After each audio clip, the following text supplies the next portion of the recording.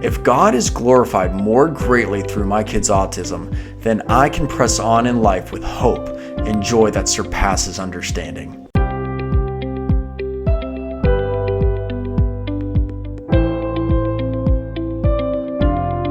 Hey guys, welcome to Autism4Christ, where my aim is to give hope, support, and encouragement to others who are impacted by autism. If you're passionate about autism and God's work through it, please click the subscribe button below. You can also follow us on Instagram at Autism4Christ, or you can subscribe to our blog, which I'll provide a link to in the description below, like threads in a tapestry. So in my previous post, which I've linked up here, I talked about how the life of Joseph demonstrated God's good and sovereign hand over our lives, even when it feels out of control. Like threads in a tapestry, every situation and choice is part of a greater plan, a greater purpose. Joseph's life was a foretaste of what would be carried out by none other than Jesus Christ. The life of Christ, as recorded in the Gospels of Matthew, Mark, Luke, and John, illustrate the fulfillment of Isaiah 53:3. He came as a suffering servant. He was rejected by his people. He was acquainted with the greatest of injustices. He was cruelly and publicly murdered on a cross. He endured the full wrath of the Father. Many of you are familiar with that passage from Isaiah 53. This is what it says. He was despised and rejected by men, a man of sorrows and acquainted with grief. And as one from whom men hide their faces, he was despised, and we esteemed him not.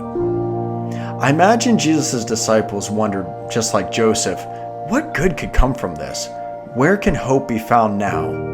But God delivered up Jesus to die for a determined purpose, Acts 2:23, and he was weaving out a story more beautiful than they could have ever imagined. The darkest and most nefarious thing that was ever done was flipped on its head, becoming the most incredible moment of grace and mercy. It guaranteed an end to suffering one day. It turned sadness into joy. It turned injustice into grace. It made a mockery of sin and death, and it guaranteed victory. The same themes we saw in Joseph's life came to light on the grandest of scales through Christ. Salvation, restoration, hope, forgiveness. Jesus Christ is our rags to riches story. He is our greatest love. He is our greatest hero. He is our Savior. We too can have hope in our lives that God is taking our failures and greatest struggles and using them as tools of His grace and redemption. But to be honest, so much of the daily trials of life feel insignificant, mundane, less than thrilling. We wonder if what we do will pay off in the end. One of our deepest longings is to feel that what we do matters, that it counts for something bigger than ourselves. Does God use the seemingly insignificant moments of life for good? This is something I think about frequently. Most of my energy and attention is aimed towards the needs of my kids due to autism. A lot of time is spent at home or taking them to therapy and school. Leaving the house for simple family outings is challenging and provokes a lot of anxiety. Every plan has a contingency plan galore. Forgetting a juice cup, a snack, a change of clothes can make all the difference in the world between a positive or negative experience when we go out. Everything, for better or worse, is very calculated. Go with the flow is no longer our motto. Now it's stick to the plan and do everything possible not to alter the plan, especially last minute. There isn't much left in the tank at the end of the day, and I think a lot of you know how that is. It feels as though God has us hemmed in. Maybe you feel that way too. Is this God's plan? Is this really what He has for us? Unbroken faith. In her book, Unbroken Faith, Diane Doko Kim recounts her journey with autism through her son. In her reflections, she said something that I desperately needed to hear moving forward on my own journey. To press on with hope and joy. As an international missionary with her husband, she was committed to radical discipleship and felt deserving of many great spiritual blessings because of that calling. Surely God would confirm her missional work and act favorably toward that end. Surely it was God's will to keep her right there where she could care for the spiritual needs of others. After all, isn't that the most important work in the world? All of that came to a screeching halt, though, when her son was diagnosed at an early age with moderate to severe autism. The diagnosis, she explained, shipwrecked her faith. Due to the amount of care her son required, they moved back to the States and away from the international missions field. It was away from their perceived calling. She wondered why God would pull them away from missions work to care solely for their child. "Why this, Lord? Send someone else. This is not what I'm supposed to be doing with my life," she recounted. After wrestling with the question of, why didn't God do something to stop this?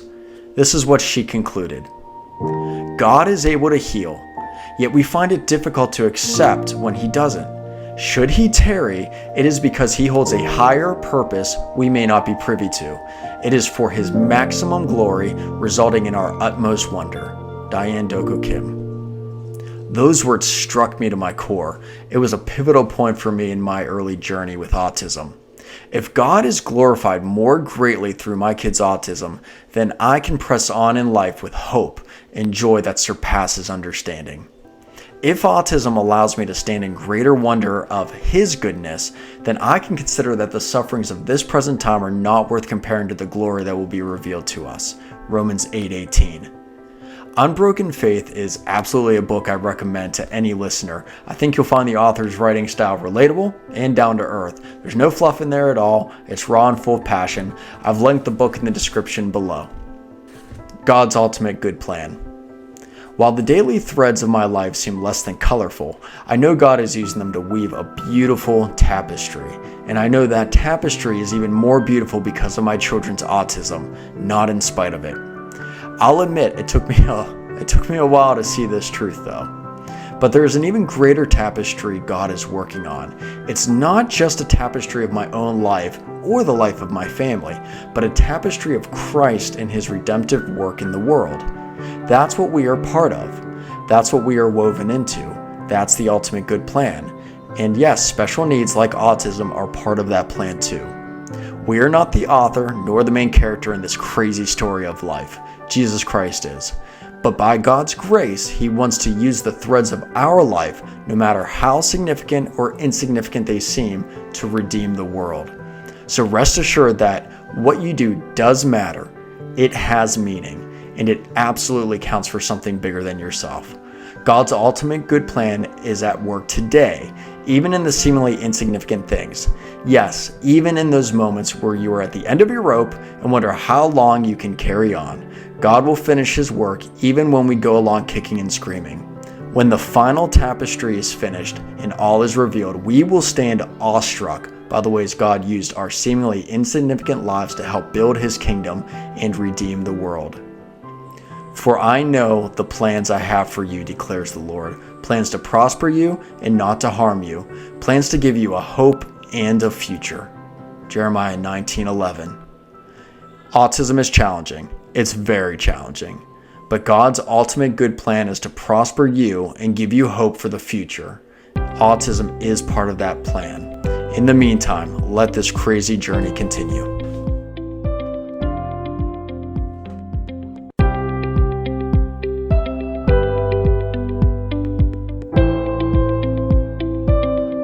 Hey guys, I'd love to hear from you, so please drop a comment and tell me a little bit about your story.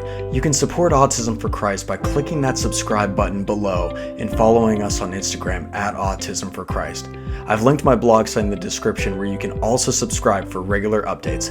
Let the crazy journey continue. God bless.